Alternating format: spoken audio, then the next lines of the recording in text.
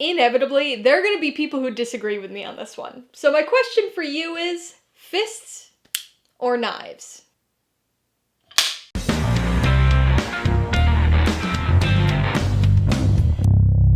Hey everybody, welcome to Mainely Movies. Today I'm going to be talking about the 2023 crime drama, The Bikeriders, which will release in theaters on June 21st.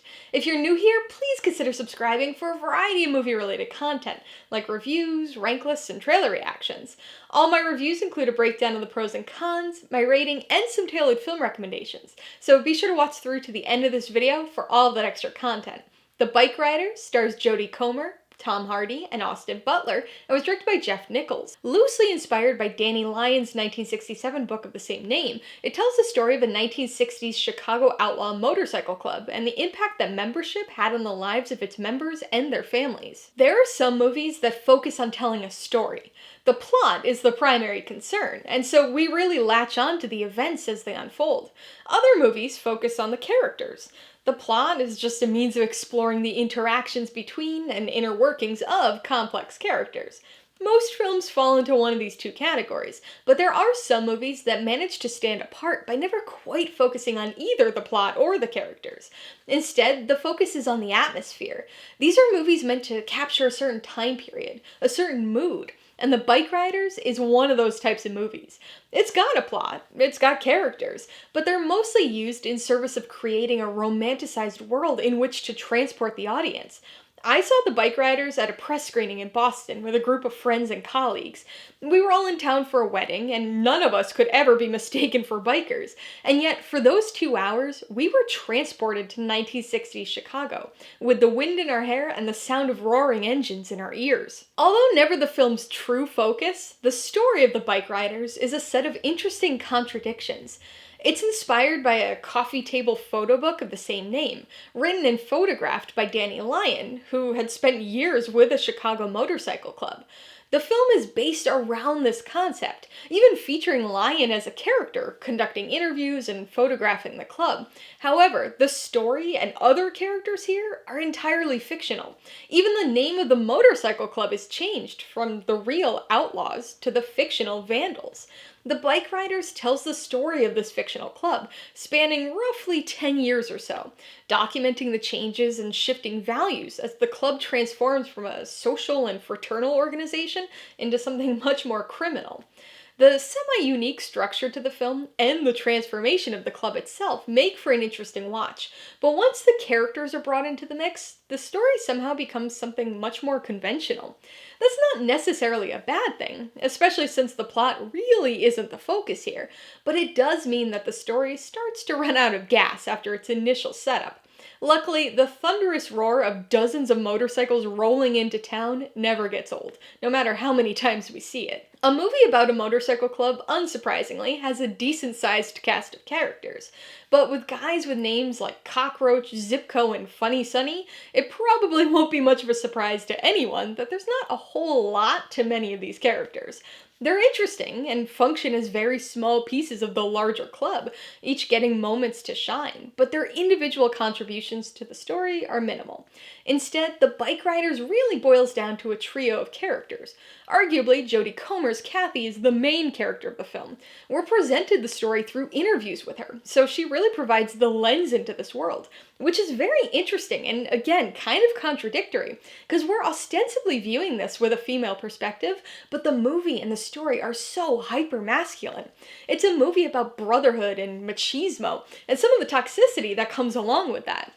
I would say Comer is the standout here, even with the almost comically thick accent, but Austin Butler and Tom Hardy are also notable in their roles, and their respective accents. But like I said before, The Bikeriders isn't really about its story or its characters. It's about its atmosphere. It's a romanticized and nostalgic look at a bygone era of a niche subculture. Now, I'm sure you probably couldn't tell from looking at me, but I'm not much of an expert on 1960s and 70s motorcycle clubs. Shocker, I know. So I'm not the one to come to regarding the authenticity of a story like this, but I will say that as an avid movie watcher, this film does do an excellent job of pulling you into this world and enveloping you with a very specific mood and atmosphere. It might not actually be all that authentic, but it does a great job of making you think it is. The music, the clothes, the dialogue and attitude. This is a movie that's heavily inspired by and actually directly references The Wild One. So it has that type of feel, but ratchets up the grittiness a bit. There's this pervading sense of danger throughout. Again, it's very romanticized, and it was actually much funnier than I expected it to be at times, but it's also unflinching. It's perpetually dirty, sporadically violent and bloody, and just takes you to a time and lifestyle that most people would otherwise never experience. And even as somebody who isn't that big on motorcycles, there's something undeniably cool about this film. Alright, let's talk about the pros and cons. The biggest pro has got to be the atmosphere. This is a film that's admittedly lacking or average in many regards, but it does a great job of establishing a very specific mood and atmosphere.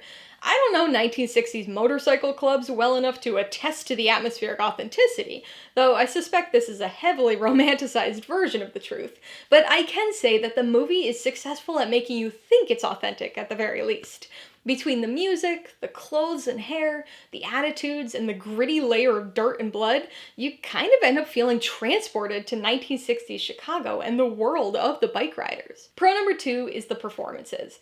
This is a movie loaded with secondary and tertiary characters, so there are plenty of good small character actor moments throughout, but the strength of the performances really comes down to the lead trio. The character, Benny, is pretty apathetic and a bit one-note, so Austin Butler does the best he can with the role. Tom Hardy is a bit more dynamic and has more freedom playing Johnny, even though the Marlon Brando emulation is laid on as thick as the film's variety of accents. Jodie Comer is the standout here, though, delivering an engaging and ranging performance, really pulling you along for the ride, just as her character Kathy was. On the con side, the biggest issue is the story. So obviously, I've got this in the cons, but I do want to note that I don't think it's horrible or anything. There are interesting aspects to the story, like the way it's told and the way you're really able to see the shifting dynamic of the club over the years. But much of the story ends up being fairly unremarkable. Again, that's not an awful thing, especially with a movie that clearly prioritizes its atmosphere over everything else, but the fairly shallow characters and very conventional story hold the film back from being as good as it could have been. Before I give you my rating and recommendations, I want to remind you that if you're interested in buying The Bikeriders or any of the other films I mentioned today, I do have affiliate links for all of them in the description below. I get a small commission from anything you buy using one of my links, so I'd really appreciate it if you'd use them if you're in the market for any of these movies. I'm gonna give The Bikeriders 3.5 out of 5 paws. It's light on story, but big on mood, and is an entertaining and sporadically violent two-wheeled romp with a trio of memorable performances and accents. Cool, covered in dirt and blood, and full of roaring engines. I would recommend The Bikeriders to people who like motorcycles, or anybody interested in an atmosphere-heavy story of masculinity. It's a movie that does a good job of capturing and romanticizing its time period and central lifestyle, and even the most casual biker will probably feel drawn to its story of cool but dangerous camaraderie. This is the type of movie that your dad's probably gonna love, and quite possibly refer to as one of his favorites of the year. If you liked The Bikeriders, I would recommend The Wild One. This was a vibe I picked up on from the trailer alone, so when I saw just how much it influenced the actual film, and the fact that it's actually referenced in the movie, it didn't surprise me one bit. The Wild One stars Marlon Brando, and is another movie about a motorcycle club whose escapades get out of hand in a small town.